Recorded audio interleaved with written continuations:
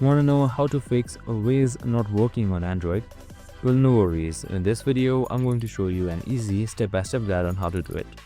It's super simple, so let's get right into it. Now, first things first, just simply head towards your Waze icon, hold it up, and then head towards its app settings. Now, once you're there, make sure your data usage is working and you also have enough storage for it to work. If there is not enough storage, make sure to clear it out for your app.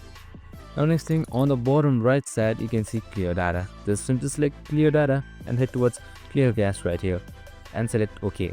Now once that is done, it will clear out all the junk files and help your Waze working again.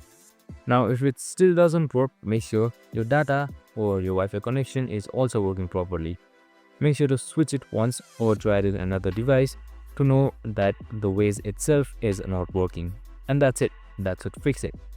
Make sure to uninstall and reinstall if it still doesn't work. I hope this video helped. If it did, make sure to like, subscribe and tune in with us for more of these videos. See you in the next one.